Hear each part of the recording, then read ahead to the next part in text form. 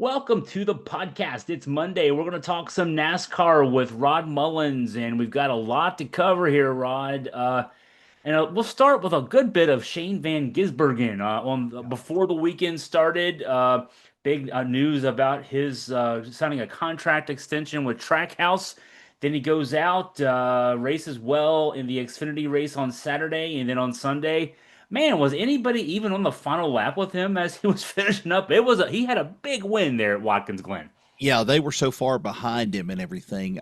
Chris Buescher just said that he said at the in the end after the race was over with, he said that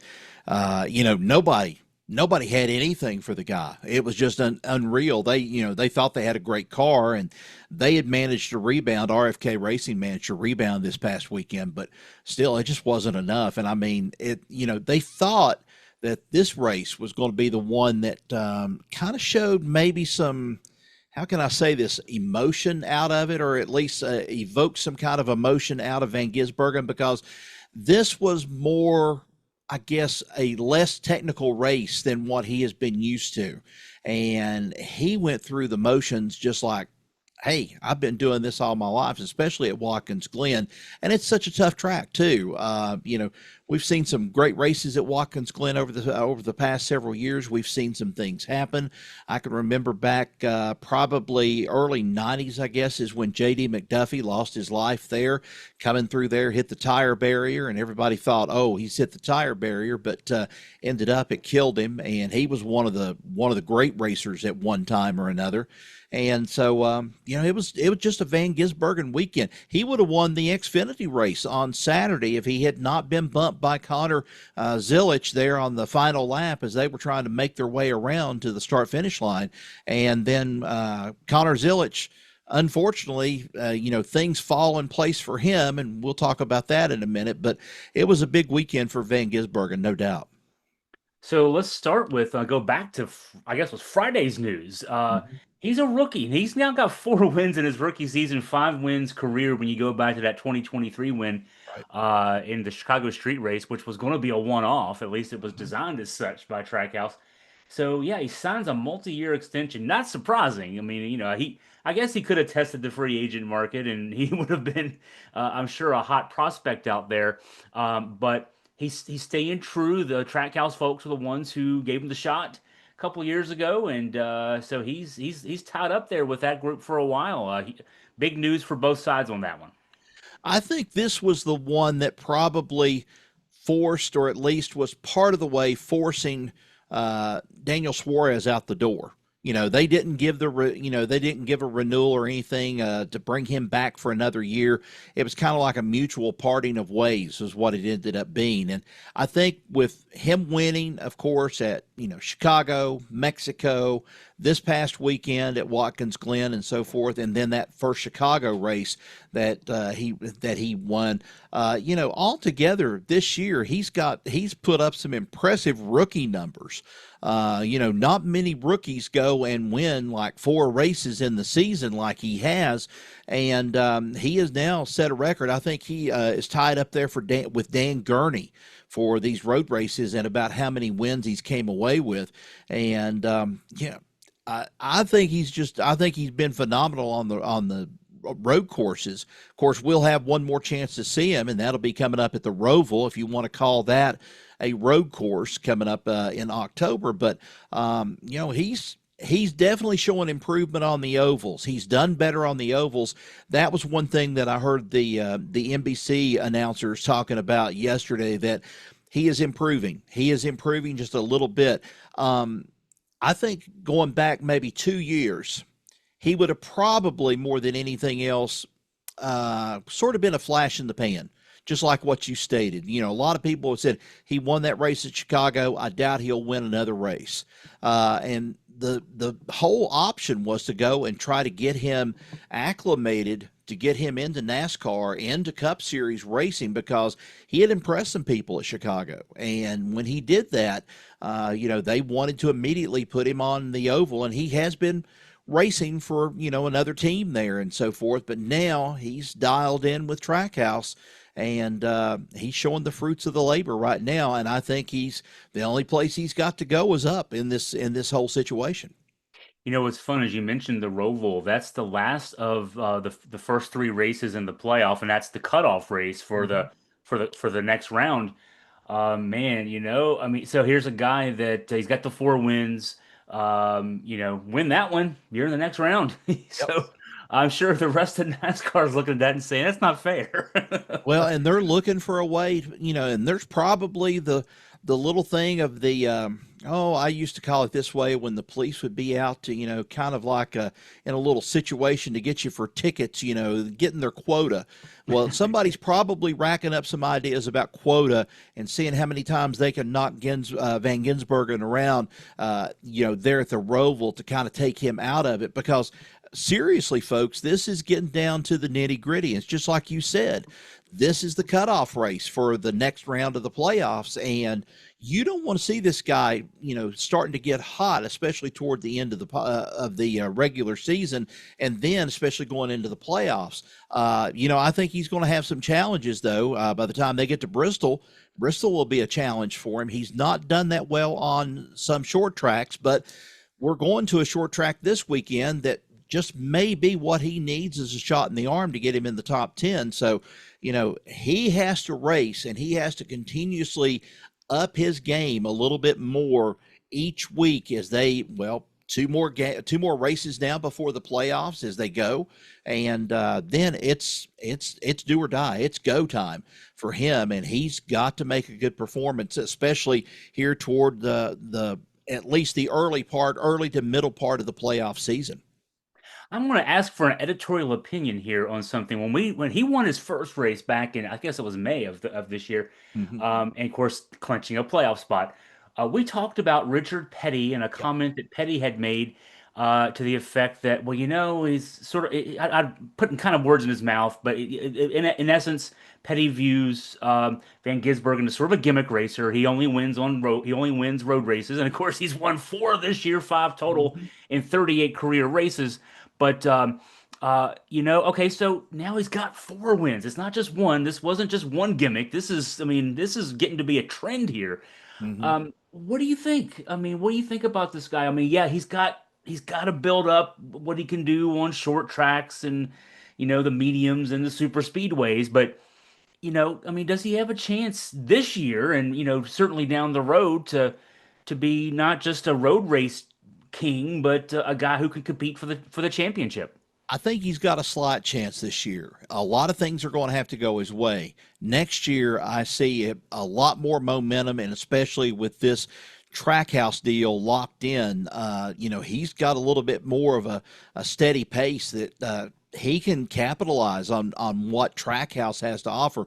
We haven't talked that much about Trackhouse all season. Ross Chastain, of course, won the 600. But they've had a rough season of it. And then, of course, we've talked about Daniel Suarez parting company and going his separate ways with them at the end of the season, which, there's a lot of talk right now that Suarez might end up going back to Xfinity right now to race a few races, maybe under Junior Motorsports. Who knows how this is going to go? But Shane van Gisbergen has also been successful racing for Junior Motorsports in the circuit as well in the Xfinity series. So here we see him as I see him as possibly making at least a good run, trying to stay significant, let's put it that way, in the point standings as long as he can, before finally something happening where we'll tell the tale. I mean, especially after the Roval, we'll tell the tale, because then you're going to have, I think you've got a Talladega thrown in there. You've got Martinsville thrown in there. You've got Las Vegas, of course. I think Las Vegas may be in October or maybe in about September, one of those, but still you've got a Talladega and you've also got a Martinsville in there. And then not to mention Phoenix. It could all come down to those races, whether or not, if he's still in contention by that time, he could be making a run for it. But I just don't see it. I don't see him making a solid effort right now, because a lot of things can happen between now and Phoenix. Yeah, it's a smart move on his part to get those extra reps running the Xfinity races with JR Motorsports, just to, that he's obviously got the road race thing down. We know that from his past, his work in Right. Australia. But yeah, he's got to get more reps on the super speedways and the ovals, basically. So, Yeah. all right, let's switch gears here. Our colleague Scott German has been bugging the crap out of you. No, Scott. I wouldn't say he's been bugging the crap out of me, but Oh well, Scott. when I get a strange letter with my name not exactly right, and then he sends me another email today and says, I typed with my glasses off, then I understand he's serious about this, whatever it is. So, Oh, and he's serious about going to Richmond. Scott bugs the crap out of everybody, so that's okay. He'll admit it too. Yeah, that's what he does. That's what he does. That's his motif. No, he's gonna be in Richmond this weekend, taking a buddy with him to the buddy's first NASCAR race. Scott, it's been a while for Scott. He's done NASCAR. Him and his son used to go all the time back in the day, but it's been a while for him. But so he's trying to get Rod to okay, Rod, tell me what I need to know about NASCAR. I'm getting ready to go to Richmond this weekend, and okay, so tell Scott, tell everybody. What can we look? What do we need to watch this weekend with the Richmond race? With Richmond, it's a lot of beating and banging. That's about the best way to say it. Richmond is one of those races. It reminds you of the old Saturday night races, and that's what it is. It's on Saturday night, but it reminds you of those Saturday night races at your local or regional NASCAR or locally affiliated track that goes out there.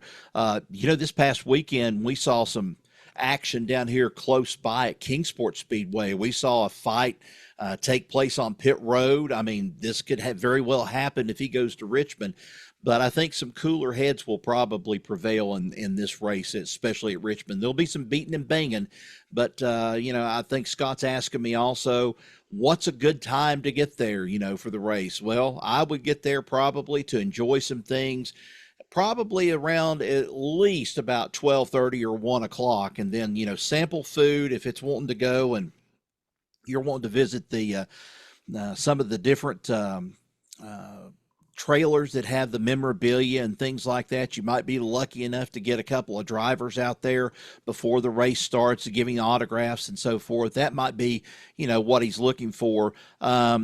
The main thing is I try to do it as early as possible. I try to avoid the traffic coming in as much as I can. And so that's usually the reason why I start out kind of early.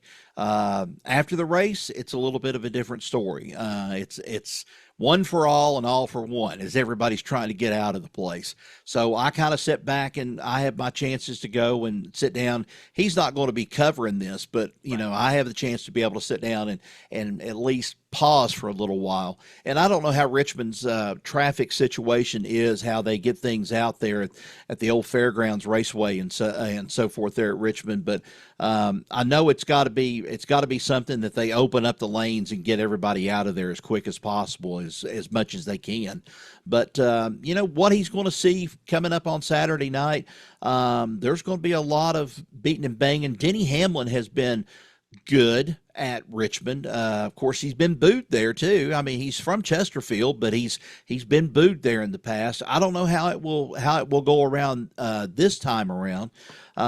You've got Kyle Busch who has raced there good. Kyle Busch is kind of in that up and down season again and so forth. He didn't place as well or finish as well this past race at Watkins Glen, but Richmond's a short track. He has raced well at Richmond before, but now here's the question. You've got a lot of these leaders at the top. William Byron right now holding on to the top spot in the point standings ahead of Chase Elliott.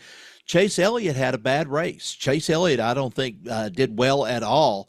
And so, he's hanging on to second, but a race like this could very well knock somebody down, and it could very well help somebody a whole lot. And Kyle Busch needs it right now a lot. He's like 102 points behind the cut line, I think is what it is. Not unattainable with a win, but stranger things have happened at Richmond. I've seen things go in there and not what looks like not a mark be put on the cars, and then I have seen them where they absolutely look like they've been in a demolition derby at times, depending on what kind of mood the drivers are in Saturday night and knowing what they've got on the line. We could see some really hard racing and a lot of rubbing during the course of this Richmond race. Yeah, we've got 13 winners who've punched their tickets. We've got two races left. Richmond, the second to last race, and Daytona coming up. Yeah, there's a bunch of guys you mentioned. I mean, Tyler Reddick, Alex Bowman, Chris Right. Buescher, Ryan Preece, Kyle Busch, Ty Gibbs. AJ Allmendinger, all from 14 through 20 on the standings. I mean, obviously those guys are looking for it. I'll mention what I mentioned maybe a week or two ago. Another wild card. Was it Harrison Burton last year that sort of Yeah. came out of nowhere? At Daytona. And Yeah. I mean, and completely out of nowhere, like down in the 30s in the standings, and stole a spot. I mean, that's what you. So a guy like that can come and do something here, and this is the track to do it on too. All the beating and banging. It's a night race. The crowd will be hyped. Hmm. Um, it'll be an interesting night. So Scott, get ready for it, man. You're gonna have a fun time. And he probably knows too. This is the only Richmond race, so there'll be a lot of people there, I'm sure, and there'll be fans, of course, clamoring to try to get a Richmond race back as they start releasing the schedule just a little bit at a time. I've been hearing some weird things that Carson Hocevar, they're trying to come down on Carson Hocevar because he has already seen like a preliminary thing of the schedule and has been leaking it to people. And they're I don't know what NASCAR is going to do to him if they do anything to him. We'll probably, I don't know if we'll get a chance to see Connor Zilich in action this coming weekend after he broke his collarbone. We were going to talk about that a little bit.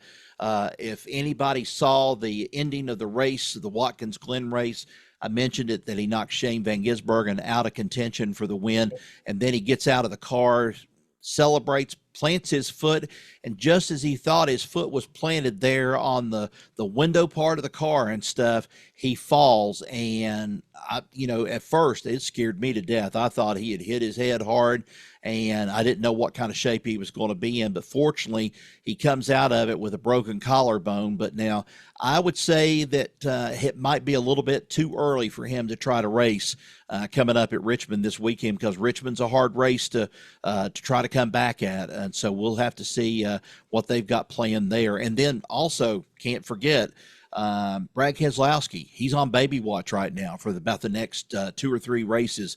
And so they're looking at him possibly if his wife goes into labor. They've got about 2 or 3 people lined up for possibly to fill the seat just in case if that happens. So we've seen it already once with Denny Hamlin this year. We'll probably see it again with Brad Keselowski, at least maybe this weekend. Who knows how it'll go. Yeah, I'm glad you brought up the Connor Zilic thing. We talked about that before we hit record, and that was scary. I mean, you talked about head injury. I was concerned at first about maybe a broken bone in the neck. I mean, that could lead Mm-hmm. to paralysis. So there's either a possible head injury, possible paralysis. It's one of those things where you say it's weird to think, hey, what a lucky break. He only broke his collarbone, but Yeah. that's a lucky break considering the nature of that fall because it happened. Of course, it was live on the TV Mm-hmm. broadcast. The announcers were talking about, hey, here he is getting ready to celebrate his win in victory lane, and then all of a sudden he falls, and you could just hear a pin drop. Yeah. It was so quiet everywhere around there because he was not moving. It was a frightening scene, and yeah, he's fortunate that it's just a broken collarbone. The cut went to commercial almost immediately after he fell. They went to commercial break almost immediately, and Adam Alexander and Jamie McMurray and them handled it well in the press box. Steve Letarte in there too. They handled it well with that whole situation. But that was scary though. Again, that was very scary. And I think the other thing that made me realize he was out like a light too when all this happened was when somebody came over to him and they took their hand and kind of moved over his face a little bit, seeing if he had just if he winked out just for a moment or he had his eyes open. He wasn't doing anything, and that had everybody scared to death until they got him on the side by side, hauled him out of there, and took him to the infield care center, and then I think they forwarded him on to one of the local hospitals, and then they checked him out, and he was there on Sunday with a sling on his left arm and everything to kind of keep that arm from weighing down so much. But yeah, he definitely did a number on himself, and it makes me wonder how many times did Carl Edwards and people like this avoid things like this happening, because Carl Edwards always would get out of the car, stand up right there where the window net was, and then he would do a backflip. Yeah, I was thinking And about that. I'd never seen him, actually dismount, if you want to call it that, and then come down and fall. I think there was once I saw him just about spill out, but wow, that was just too much for me. Just seeing him jump at one time, and I'm like, if he misses this, he'll split his head wide open. And then Connor Zilic, this thing, he was very lucky though on Saturday afternoon after that race. I wasn't watching that live. I had already turned away, but I saw something a little later on social media that said, he'd been injured in a fall. And my first thought was, oh my God, I hope he didn't do a backflip off the car. Yeah, And, if anything could have been worse, it would have been hitting your head after, going up in the air a little bit higher. So, yeah, right. terrible situation. He had to miss. Yeah, he was supposed to race on Sunday, Hmm. and missed that opportunity after a win at Watkins Glen. He could have been competitive on Sunday as well. So, yeah, well, Richmond this weekend, we're getting closer and closer to the playoffs. Scott German and others have been educated on getting ready for Richmond, and yeah, my advice about getting out of Richmond after the race would be patient. It will Yeah. it'll take a while, but you'll get home eventually. I mean, if it's anything like what the Speedway Classic was, it's like be patient. That's what you've got to do. If you're pressed to be at a midnight interval or somewhere, being somewhere for a dinner, no, don't even count on it. It's not going to happen. That's what we dealt with on that Saturday night. And I was thinking back on that just today. It's just like, we've been a week since all this happened and all, and it's just been. I've heard the good sides, I've heard the bad sides. I don't know if you caught this or not, but it was on social media. And I think it was Major League Baseball that did this. It wasn't Bristol Motor Speedway, although Jerry Caldwell said, we're sorry. There was some shortages and things like that. But did you see the one on social media where the guy was charged the full amount just for the wiener and a hot dog? No, I didn't see that. No. Yeah, he did not have a bun, did not have topping of chili or anything like that, and all he had was just like the foil around it, and he took a picture of it, and it was just the wiener is all he had, and he said they're charging me full price for this.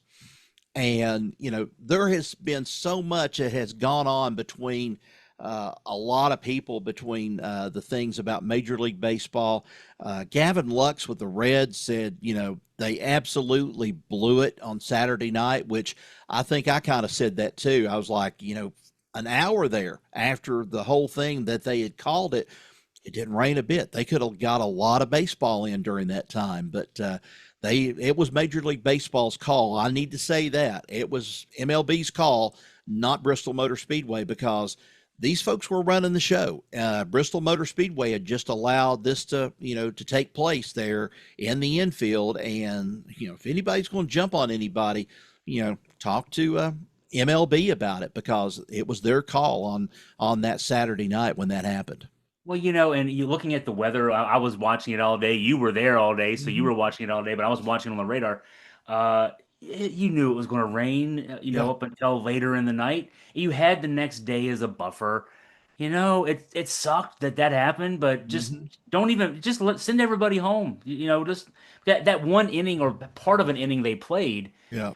was dangerous. Yeah. And that's MLB again. They're trying to make the most out of the situation, but I mean, the rain was a driving, like torrential rain, and they're trying to play baseball in that.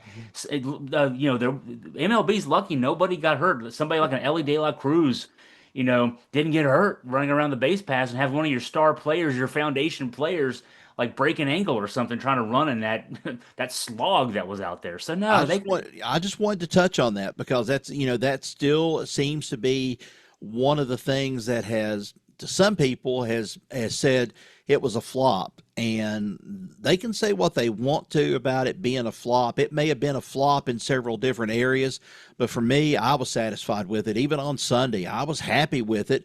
Wasn't happy with the outcome, being a Reds fan or anything, but still, yeah.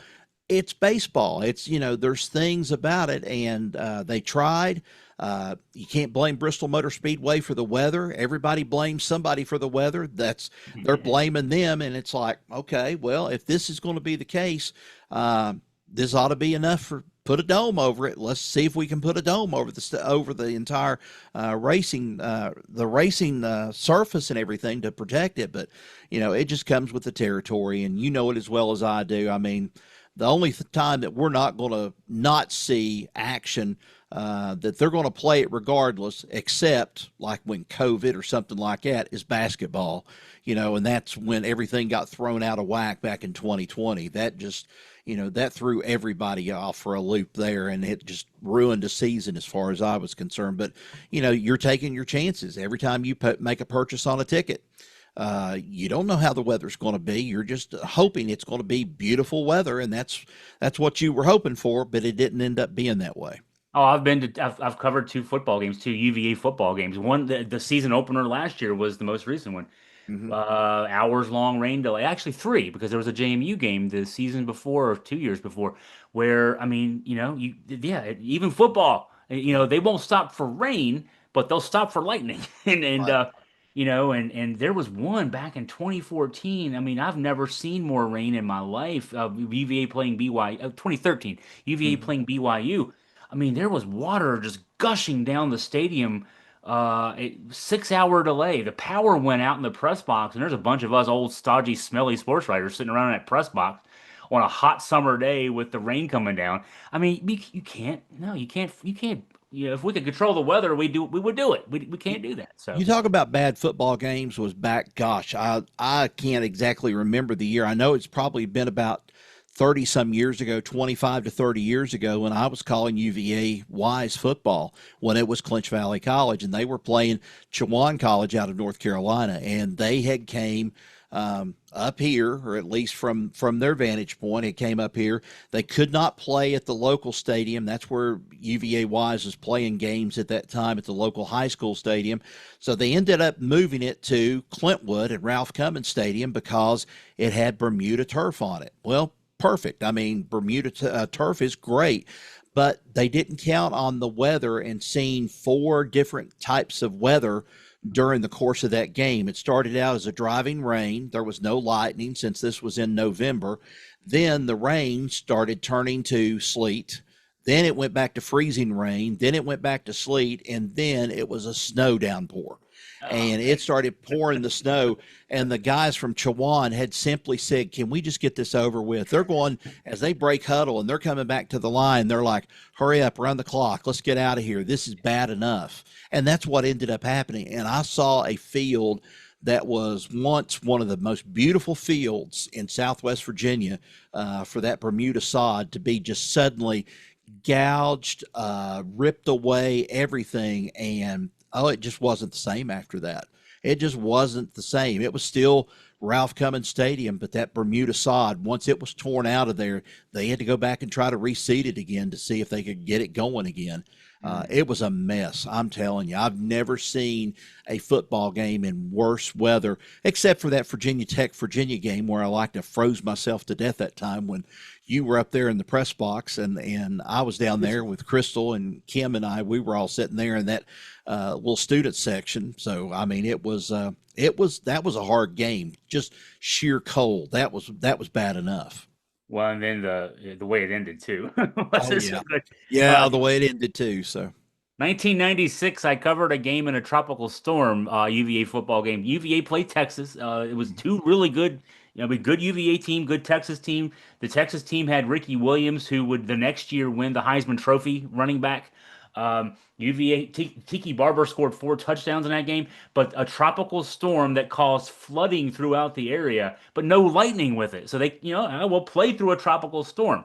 The UVA press box was not the size it is now. So I had a credential, but I did not have a press box seat, so I was on the sidelines for mm, that. And I remember in the second quarter turning to the guy next to me. Everybody's drenched. Turned to the guy next to me, and I said, "It can't possibly rain harder than it's raining right now." And about a minute later, it started raining it harder. it opened up. Yep. I mean, it was already like a horrible rain. Fourth quarter, finally, it like lightened up a bit.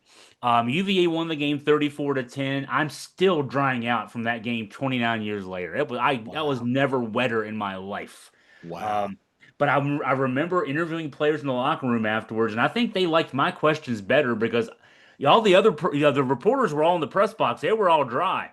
I was the guy who looked like I had just been through a war. So they were answering my questions first, you know. So They yeah, associated with you because hey, yeah. you've been down there on the sidelines with them and I've everything. I've been fighting the battle with them. So yeah, yeah. Hey, can't control the weather. You Right. gotta roll with it. So hey, good podcast today, Rod, as always. Thank you for your time, your insight. Look forward to talking to you again next week. Appreciate it, Chris. Thanks.